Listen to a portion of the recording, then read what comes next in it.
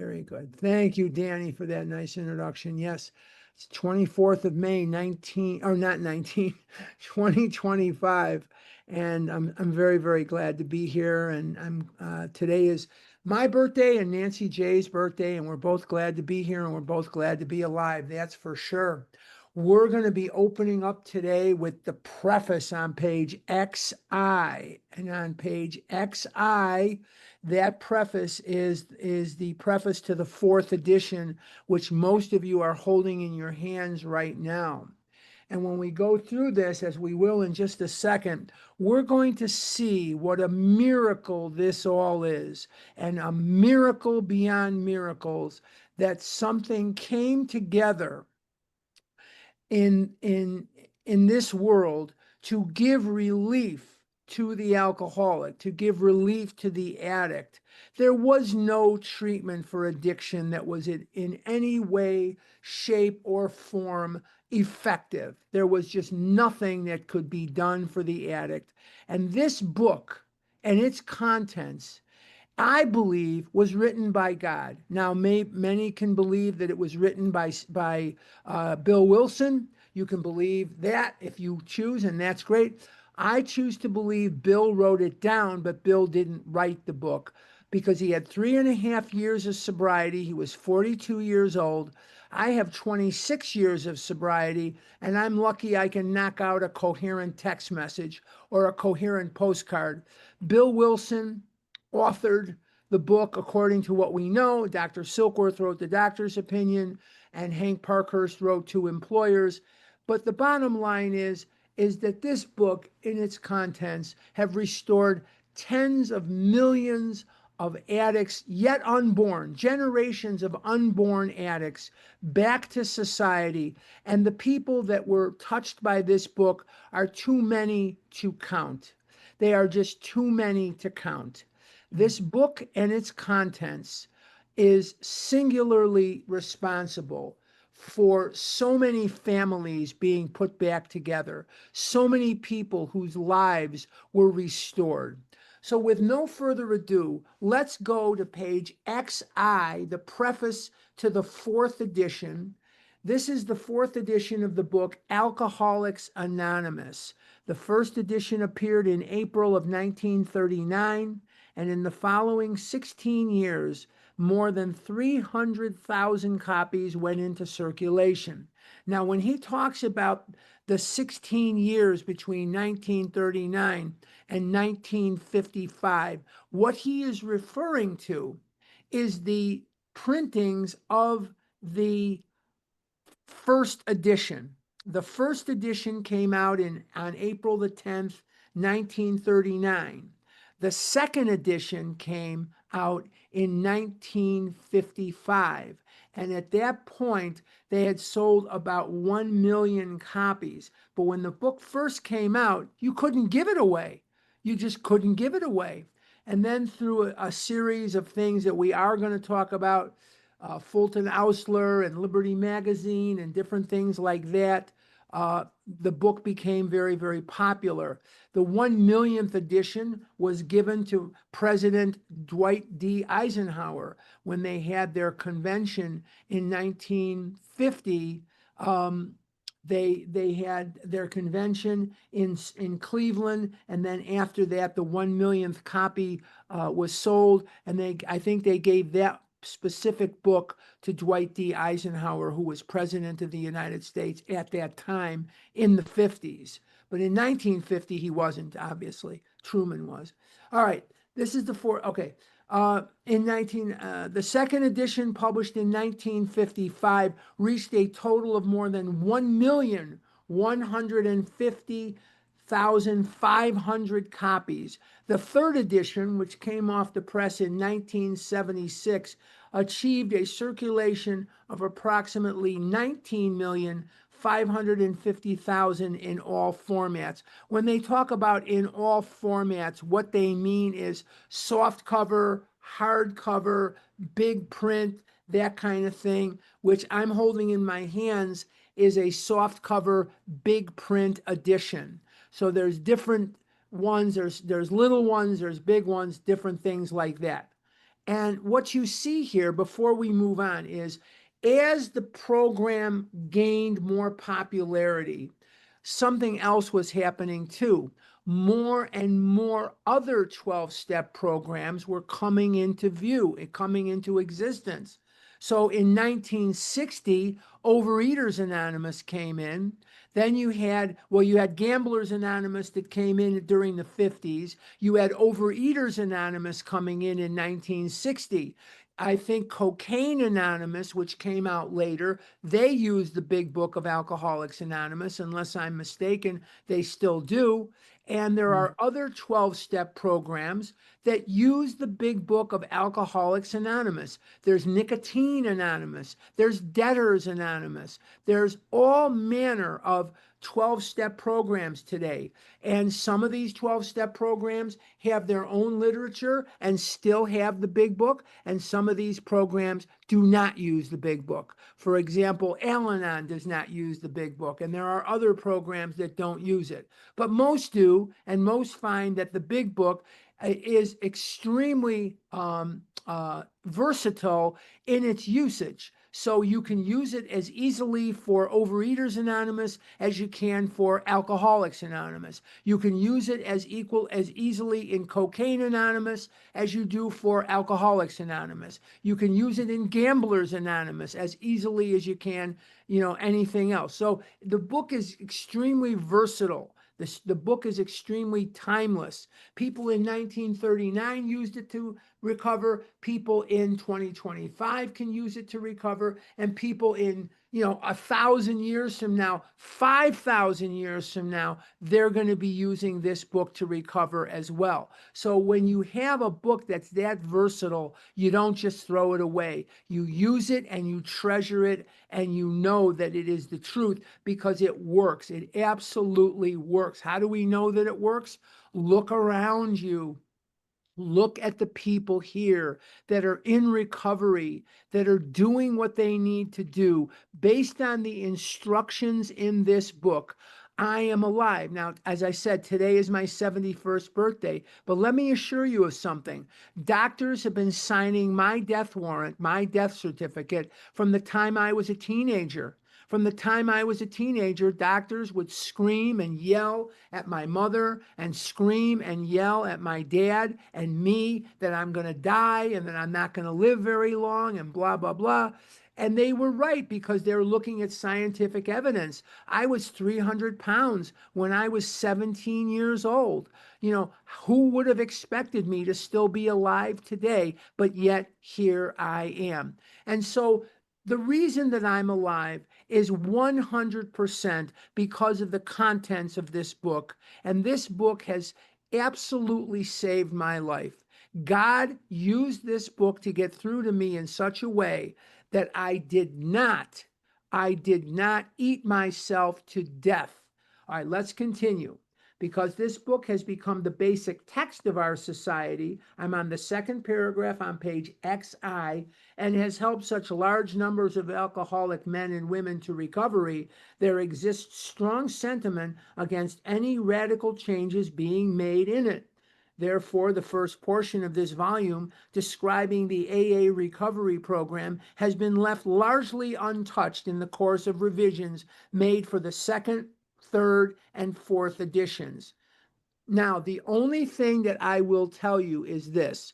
People say, oh my God, they've never changed the first 164 pages. That's not true. What they did is they took the doctor's opinion from the regular numbered pages and moved it to the Roman numeral section of the book. In the first edition of this book, the doctor's opinion was chapter 1. But what they did was they said the book needs to be for alcoholics by alcoholics. And Dr. Silkworth was not an alcoholic. We're going to be talking a lot more about Dr. Silkworth in the weeks to come. But they moved his opinion from the regular numbers, the Arabic numbers, to the Roman numerals for the second edition. The other thing that happened is they changed step 12. When the book was first written, Step 12 said, having had a spiritual experience. The book went out, and people were writing into the AA office, and they were saying, we're doing everything that you're asking us to do. And yet, we're not having this white light spiritual experience. We're just not having that. And they changed it to spiritual awakening. So this 12 step now reads, having had a spiritual awakening as the result of these steps. And the other thing that they did was they added in at the back of the book, I think it's on page 562 or something like that. Let me make sure I'm giving you the correct information, and I'll tell you the page number. The page number of the spiritual experience is 567. That's appendix number 2, and that's spiritual experience. Bill sat down and he wrote appendix 2 to explain to the readers what the difference is between a spiritual experience and a spiritual awakening. A spiritual experience is sudden and profound, like Bill had. He was in the hospital. He had just worked the first 11 steps with Ebby and God in the town's hospital in December of 1934. On December 15th, the next day, he wakes up and he sees a white light coming into the room. And he senses the presence of God in a way that he had never sensed the presence of God ever in his life. And he said that the light filled the room. And from that moment on, he never had an urge to drink ever again. The urge to do other crazy things, maybe, but he never drank liquor again during his life. And so he attributed that to a spiritual experience. Well, most people do not have a sudden and profound spiritual experience. I know I've never had one, and I don't know too many people that have. My spiritual awakening is slower and it develops over time, and mine is of the educational variety. In other words, the more I learn, the better I do. And now I'm not talking about self-knowledge here, because self-knowledge avails me nothing. But when I learn different things from you guys, from the book, from God, God reveals things to me in different ways. It puts me closer to God and further away from Chips Ahoy cookies than I could ever have imagined.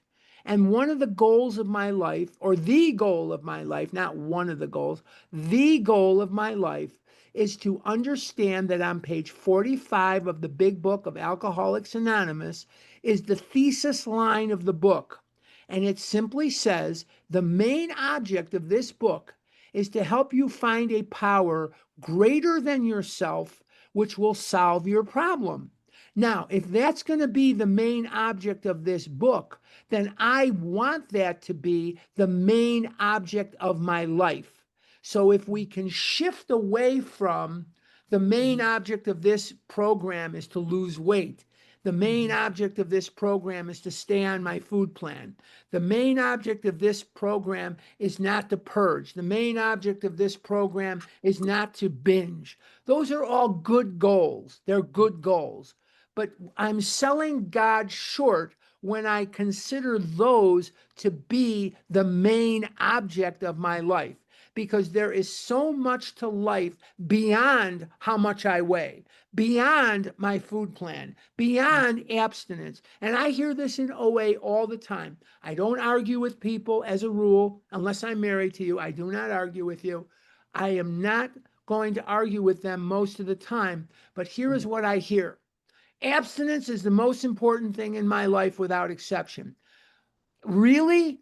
Because the book promises you worlds beyond abstinence. The book is promising you, the program, God is promising you. When I refer to the book, I'm referring to the Word of God. in my opinion. I am referring to the Word of God. God is promising you healing and sanity in Mm. areas that go so far beyond abstinence that it's not even funny. And the first few years I was in this program, it was like the march of the soldiers in the Wizard of Oz, the monkeys. Oh, oh, don't eat and go to meetings. Don't eat and go to meetings. What do you eat for lunch? I don't know. What do you eat for dinner? And that Right. was the first few years that I was in this program. Oh, what fruit do you use for a snack? Oh, I use that fruit. Oh, you use that fruit? Oh, did you call your sponsor today and tell him you switched your fruit? All right, let's move I move beyond that because what God is promising me and delivering is a world beyond abstinence. I'm healing in areas today. I didn't know how dishonest I was. I didn't know how controlling I am. I didn't know the pockets of agnosticism that hold me back from my fullest, most wonderful life. What do I Mm. mean by a pocket of agnosticism? Now, you've all heard me on this big book study, or if you're at meetings in Scottsdale, you're all in these big book studies, and you hear me say, I am a devout believer in God. I am a devout believer in God. I may not be of your religion, probably not, but I am a devout believer that there is a God, and there's two things I need to know about God. There is one, and it's not me. So I am a believer that there is a deity in the world that is not controlling everything that goes on. I do not know what the future holds, but I know who holds the future.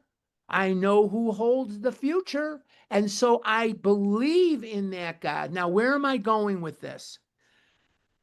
Pockets of agnosticism are, okay, God, I'm giving you my love life. No, no, not her, the one in the blue. No, not the one over there, the one there. And God might say, sorry, I want you to be with the one in orange, or I want you to be with the one in the blue jeans. No, no, not her. That's a pocket of agnosticism. That means that there are areas of my life where I am agnostic. And what does agnostic mean? It means without knowledge. I'm not quite sure there is a God. I'm not, excuse me, quite sure that there's not a God, but I'm trying to control the decisions that God is making. I want this girl to come back into my life. I want that car. I want that house. I want this over there. I want her to do this and him to do that. It doesn't work that way. So I see as I live and as I inventory and as I sponsor others that I have extremely detrimental pockets of agnosticism. I never knew that when I was just starting out. I never knew how controlling I was. I can often give and give and give, but I have expectations. And if I have expectations, I'm not giving, I'm trying to control. So if I give you something, I have to cut the strings, either give it or don't. But I cannot give with condition.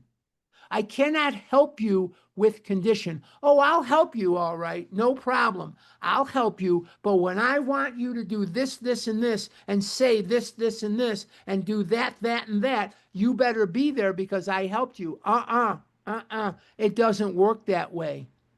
I didn't realize how scared I was of the unknown and the untested and the untried. I didn't realize what a scaredy cat I was. I thought I was rather brave. I didn't realize how angry I am. I didn't realize I was tantruming with a knife and a fork. I didn't realize that I was throwing a temper tantrum with a knife and a fork because it wasn't clear to me. I thought I ate because I was hungry. I thought I ate because I love the taste of Oreo cookies and I love the taste of pizza. And I found out I didn't even taste those commodities. I threw them down my throat and burned my mouth and did those things. It's a miracle I didn't choke to death. It's a miracle I didn't choke to death. But I wasn't tasting that food. You know what? Food tastes a lot better to me now that I'm abstinent than it ever did when I was throwing it down my throat in lethal amounts. So, what I found is there is a world of healing and a world of self awareness and a world of awareness of others that is far beyond what do you eat for lunch? I don't know. What do you eat for lunch? I don't know. What do you eat for dinner? Oh, I don't know. What do you eat for dinner? There's a world beyond that. Now, if you're first starting out and you are losing weight and this is an issue, that's fine. You are where you are, and that's perfectly okay. But the reason that I'm talking about this is the book that you're holding in your hand or the book that's on your table is a book that's going to continue to meet you where you are. So that when you're at the point where you're working on your relationships, you're working on your level of tolerance, you're working on your level of acceptance, you're working on your self-examination, a self-examined life, a life that is not self-examined is not worth living. Is that the quote? Is that the famous quote? A life that's not examined, self-examined, is not worth living. But the bottom line is, you are in for miracles that you cannot at this time see. And one of the greatest miracles, and it's easy to talk about it now because it's my birthday, is you're still alive. You're still alive. And if you have this disease, that's not an easy task because you've tried to eat yourself to death, purge yourself to death. You've done damage to your teeth, damage to your esophagus, damage to your relationships, damage to yourself, damage to everyone and everything that you know. The average alcoholic takes 7 people to hell with them. The average compulsive overeater takes people to hell with us.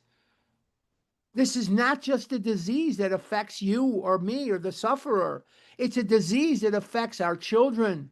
It affects our parents. It affects our friends. It affects our work. It affects everything about our life. So the healing is going to affect everything in your life. And where is that communication most effective? In the pages of the book where the written word is right there to interpret. This is as old as 6,000 years ago in Judaism.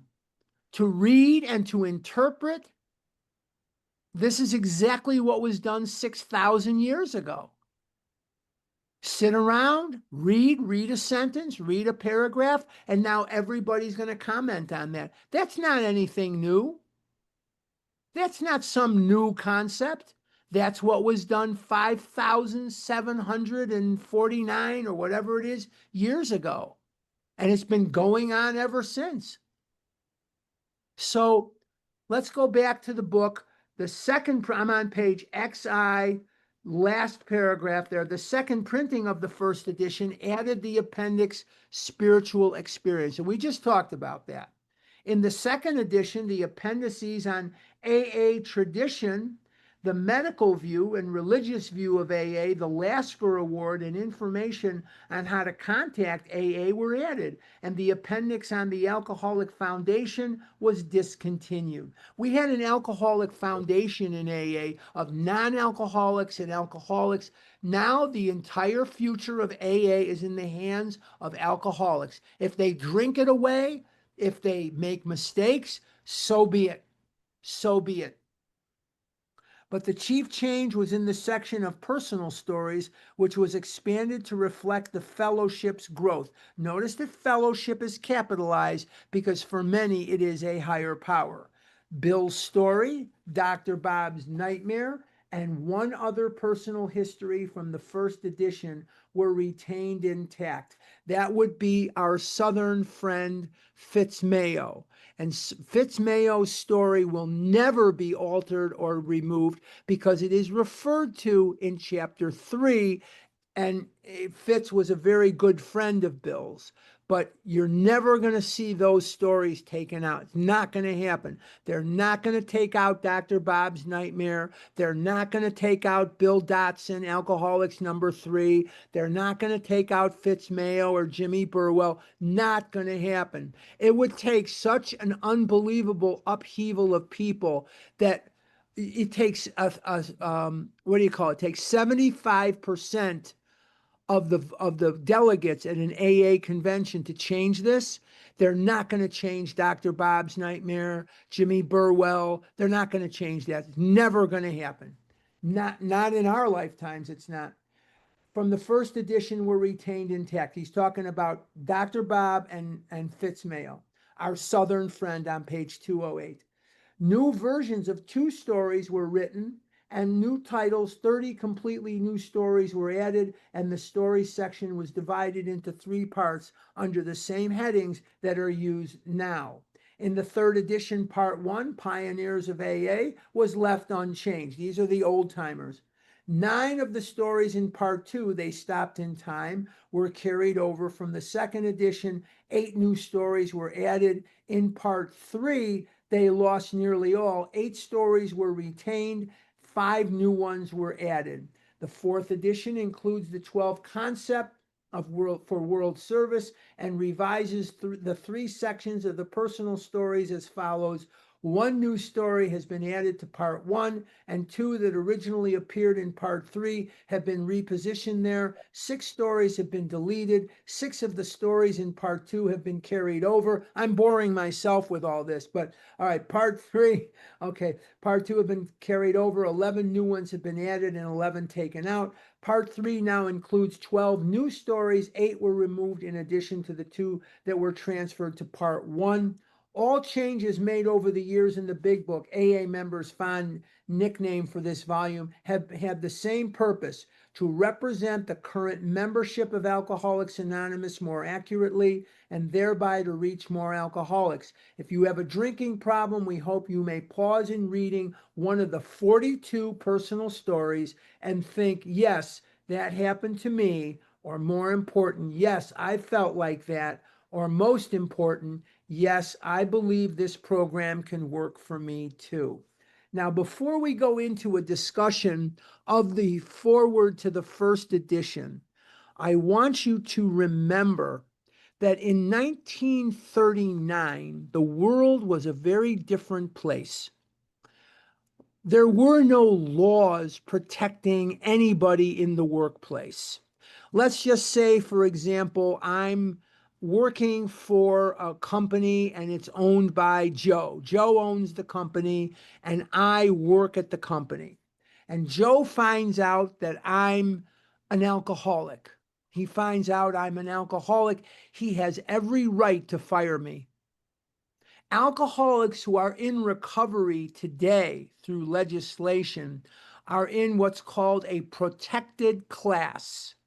If you are in recovery, you are a protected class. If you are not in recovery, you are not. So Joe finds out I'm an alcoholic. I can be fired in a minute. Now, the other thing you have to remember is these men came out of an era of American history where prohibition was the law of the land. What is prohibition? It's what it sounds like. Prohibition was to prohibit you from drinking, and so alcohol could not be made or sold in the United States from January of 1920 to December of 1933. It was illegal to manufacture and distribute liquor in the United States. It was called the Great Experiment, and it failed miserably. It gave us the rise of organized crime to heights that it had never seen, and they were bootlegging and so on. Now, you also had at this time, you had the temperance movement. And when you had the temperance movement, you had the situation where there were people who were traveling the country begging people not to drink liquor. And you had a very famous one who came from Evanston, Illinois, and her name was Carrie Nation. And she was in the Women's Christians Temperance Union. And their big expression was, lips that touch liquor will never touch mine. So they encouraged wives that were sober not to have relations with their husbands if they drank. And they caused a lot of people to really turn against not only drinking but drinkers. So in a lot of situations, drinkers were very much like smokers are today. They were very ostracized, and the temperance movement was a very strong movement. And these men of the 1930s, they came out of childhoods and teenage years where this temperance movement was very strong. One of the supporters of the temperance union was Rockefeller. And Rockefeller helped the big book a little bit. He said money will spoil this thing, but he did give $5,000 to Dr. Bob to sort of help him along and so on. And he gave some money and so on.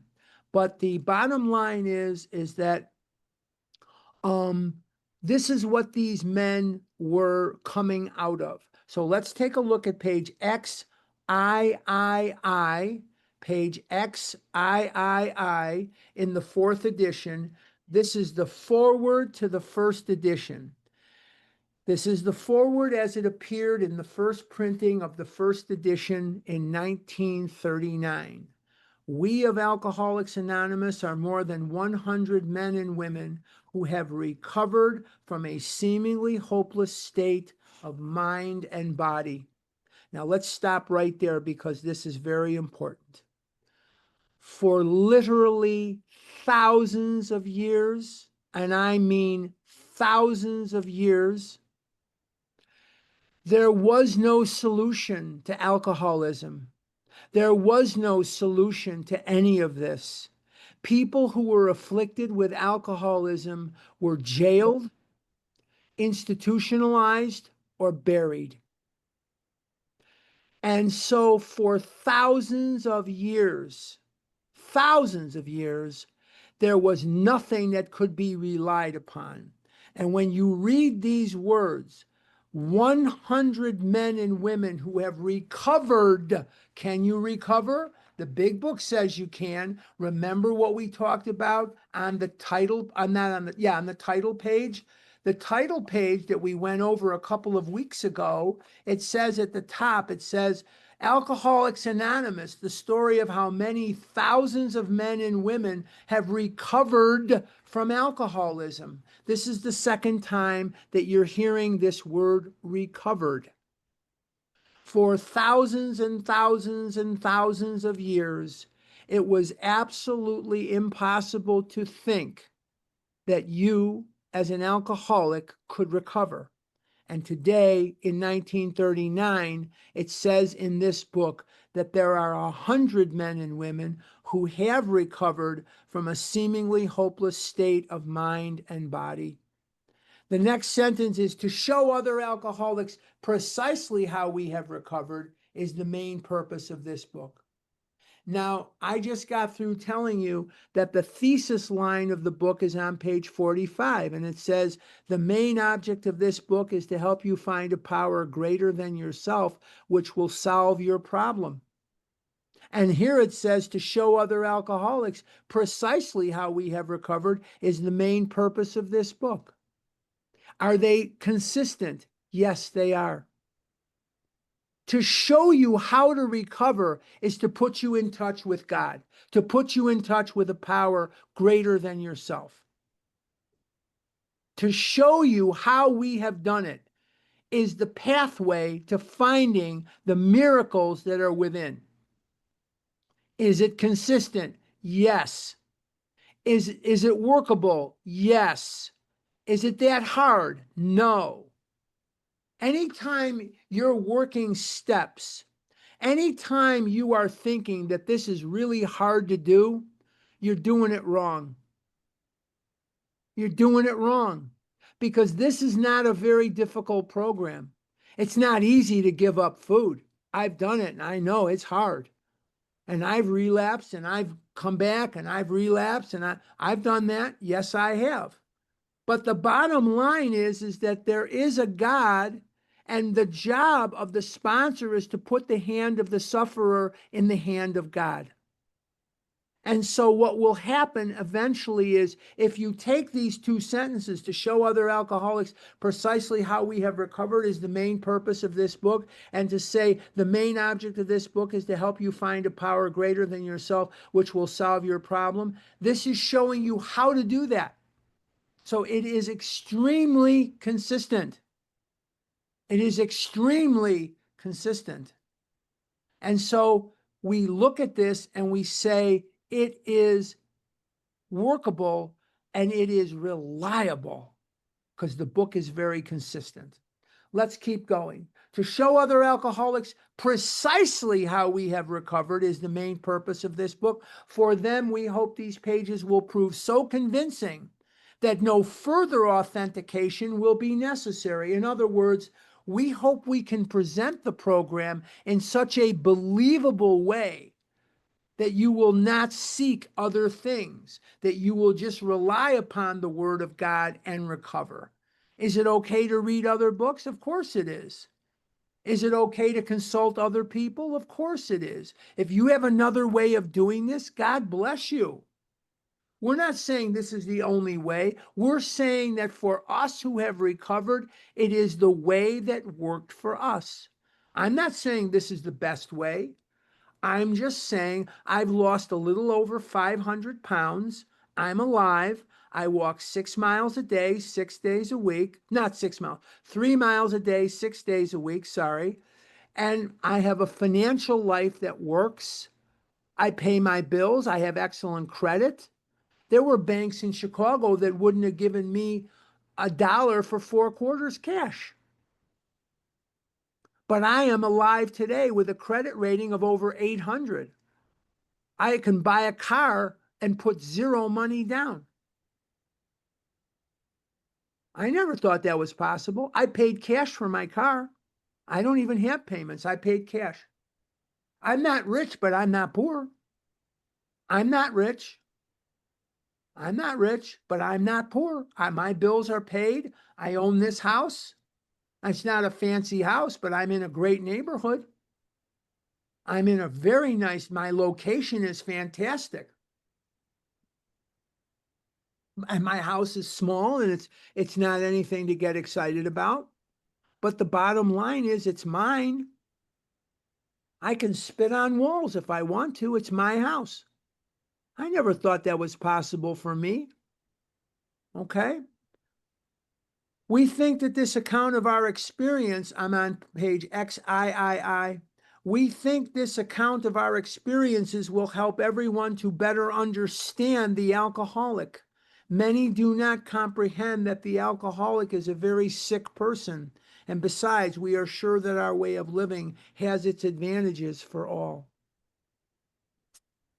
For thousands of years, alcoholics were thought of as being weak, uncaring, stupid, lacking willpower, lacking character, doesn't care about his wife, doesn't care about his kids, doesn't care about his parents. That's what I was told as a young man. If you cared about your mother, you wouldn't eat that way. If you cared about your father, you wouldn't eat that way. If you ever want to get a girlfriend, you better not eat that way. If you want to get a good job, you better not eat that way. And they were all right.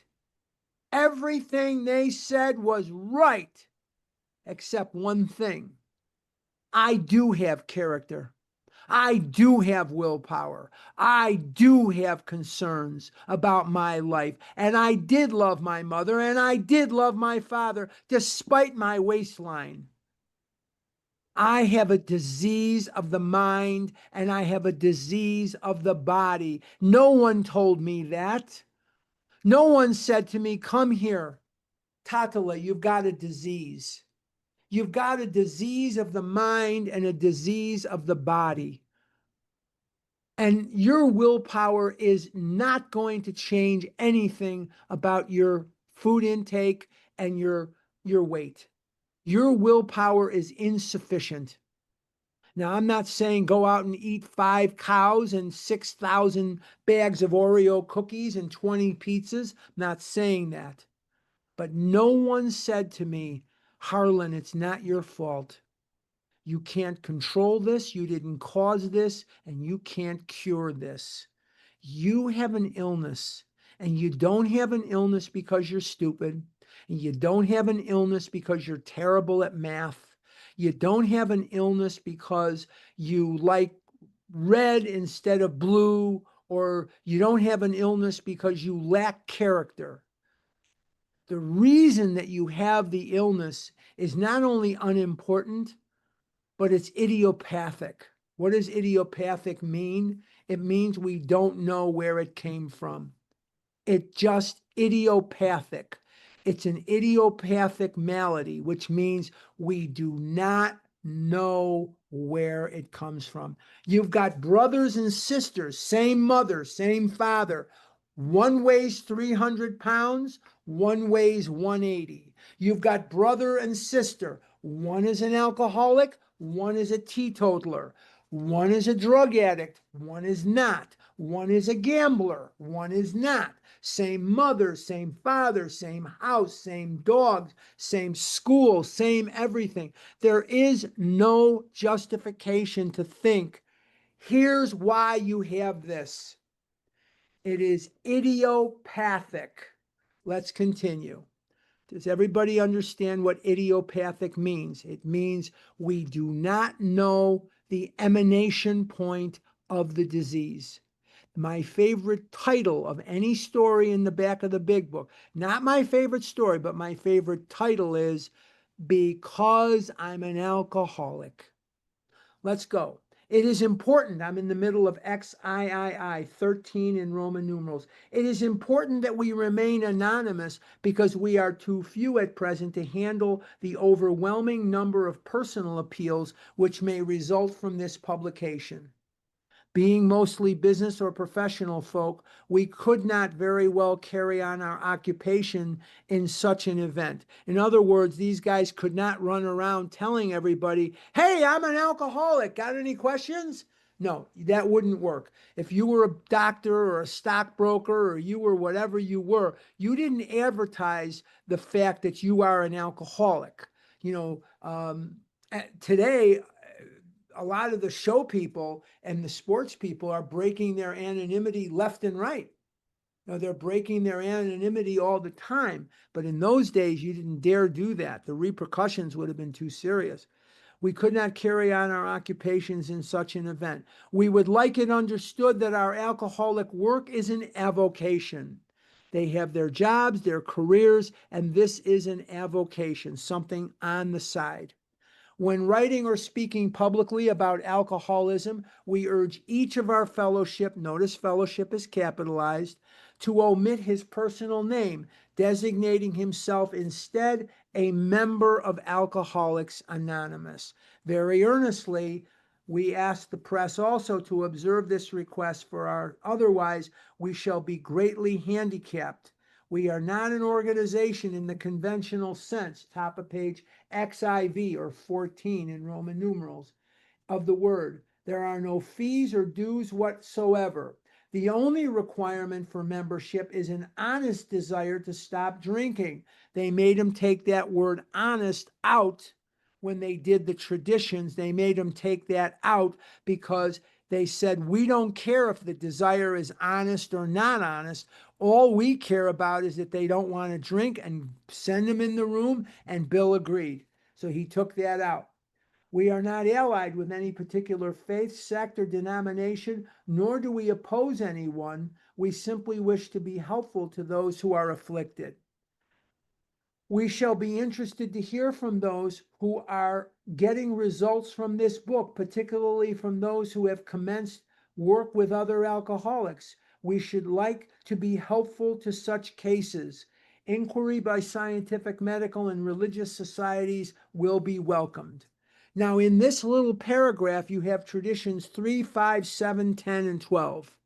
3, 5, 7, 10, and 12 in that one little paragraph about the dues, about the requirements, about everything, the anonymity, all the stuff that you have in traditions 3, 5, 7, 10, and 12 are right in that little half paragraph. We wish to be helpful to those who are afflicted.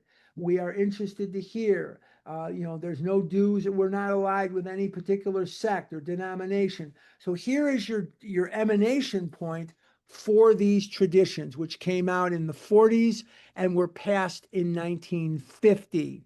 So when the book was written, there were no traditions. The traditions came later. The traditions came 11 years later at the 1950 conference. The traditions were really proposed by Bill in Grapevine magazine during the 40s, the middle 40s, and it was ratified in 1950. But the only thing you have that's different is they didn't let Bill put in the third tradition an honest desire to stop drinking. They made him pull that word out of there, as I already explained to you. So we have the foreword to the first edition. For the first time in the history of mankind, we have a book that tells you exactly how to recover. And the book is one that is not written by some scientist. It wasn't written by some doctor. It wasn't written by some person who sort of studied alcoholism in a laboratory and came up with a hypothesis. That is not what this book is about. The book is written by alcoholics for alcoholics. And there was input from about 60 people at that time. He says 100. He's an exaggerator. There were not 100 people there at the time. There was closer to 60 people. But he thought 100 sounded better.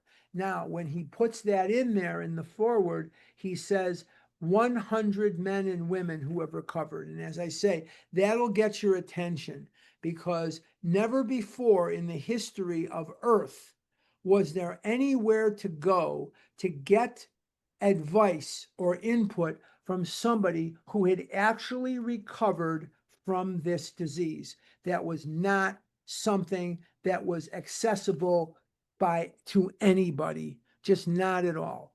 Okay, let's go to the foreword to the second edition.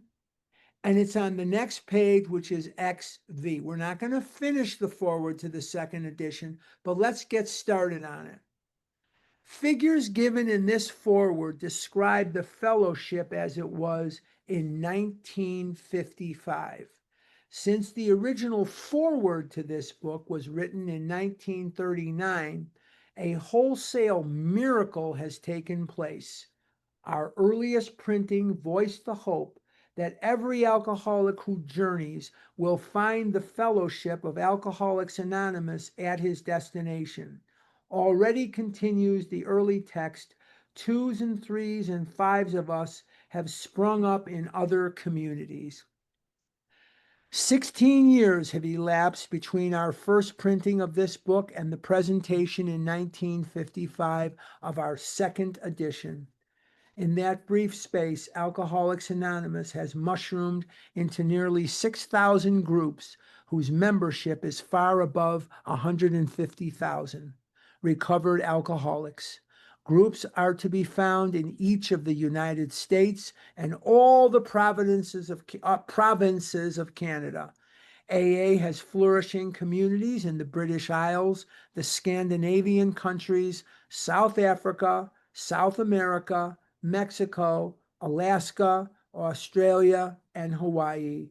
All told, promising beginnings have been made in some 50 foreign countries and U.S. possessions. Some are just now taking shape in Asia. Many of our friends encourage us by saying that this is but a beginning, only the augury of a much larger future ahead. You have to know the miracle of what this morning is. You have Brazil, America, Canada, Israel. You have Sweden. You have England, Scotland, Ireland, Mexico, Canada. You have all manner of nationalities, of different types of people. There's 122 of you here right now, and we represent a lot of different places. But whether you represent this place or that place or whatever place you represent, if you really look at it logically, we are the same person. We may not be the same gender. We may not be the same religion. We may not be the same color. We may not be the same heritage, but we are the same person. We have the same experiences, the fears that we have suffered from, the anxieties that we have suffered from, the humiliation of the disease, the horrible, horrible nightmare of this disease afflicted every one of us. And that's why it doesn't really matter what you look like or who you are or how old you are or young. This disease afflicts just horrible, horrible misfortune on the sufferer. And so we have our stories and we have what we call the language of the heart. The language of the heart that we speak and we understand. That we speak and understand so well because we've been living it our entire life. This is the language of the heart, the language that only we speak. The laughter, the tears, the experiences, the shares, they are unique unto us. Near the end of his life, Bill Wilson said, "To those who understand, no explanation is necessary, and to those who do not understand, none is plausible." I have tried to explain to well-intentioned friends who are brilliant boys what this is. They still don't get it. When they take a piece of chicken, when they take a cookie, they are done. They do not want any more than that. I have watched them on Thanksgiving and I have watched them at picnics and parties, and the amount of food they eat is unbelievably nothing. It means nothing. I've told you the story in here many times of my friends and the Girl Scout cookies. I've told this story, I'll tell it again. Every February, the little drug pushers in their uniforms and caps circulate among us to spread the disease of thin mints or spread the disease of tagalongs or whatever. I can't even remember. I used to only buy thin mints, so I don't know the other ones. There's tagalongs and there's a bunch of them. Anyway, it doesn't matter. So my friends always had a party around the 4th of July. Everybody would come to their house, and one would say to the other, "Should we break out the Girl Scout cookies?" And the other would say, "Oh, yes, what a good idea."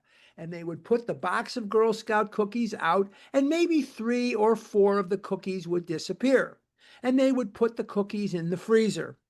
And then they would have a Christmas party and say to each other, "Should we break out the rest of the Girl Scout cookies?" And the other one would say, "Oh, yes, let's." And they would break out the Girl Scout cookies, and maybe 2 more would disappear. So there's 5 missing from the box in 2 attempts to get rid of the cookies. And so they think, well, in February, the drug pushers with their little green or brown uniforms and their caps and their merit badge things are going to be circulating among us. I think we'll throw this cookie box out. And they throw it out.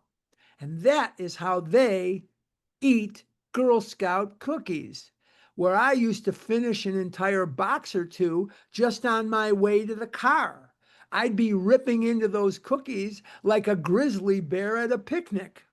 And so those cookies didn't last anywhere near that long when they were in my possession, but in their possession, they lasted a very long time. You can't explain to those people what this is like. You just can't. In my case, I looked very different than normal people. I was morbidly obese from the time I was a child. Some of you walk around and look very normal, but you're bulimic, or you're a restrictor, or you're a compulsive overeater, and you're thinking about food all the time. You're obsessing about food all the time, and you look pretty normal. And that is where your disconnect is, because people assume if you look normal, you are normal, but you have this disease and you're not normal. So it is a kind of a strange twist on life, but you cannot explain this to anybody. To us, you don't have to explain it. To them, you can't explain it. It just isn't explainable. And it says at the bottom here, the spark, we're going to start there next week, because I don't want to get into the history of the first group, because there's going to be a lot of history coming up here that we repeated back in a Vision for You chapter. We're going to get started there next week. I'm really glad that we have the number of people that we have, and I hope that if you're new, and you're just coming here, I hope you heard something here. Stick with this. You're going to learn a lot of history. You're going to learn a lot of how to do this and how not to do that. And it's nice to see some of you. I see one person here that I met in Glen Rose, Texas, probably 15 years ago, something like 15 years ago. And it's nice to see that person is here. They live in a different state than when I met them, but it's nice to see them. And it's nice to see some of you coming back. It's just nice to be a part of it. I want to take this time to wish my birthday partner, Nancy, again, a happy birthday. And please keep coming back to this. And I hope sincerely that you will hear something that you will love and want, so that you'll want to come back. Let's open it up. Let me just write this down. Page XV, and we're going to start with the spark. Okay, we're going to open it up for questions and answers. We're going to just limit you on one thing.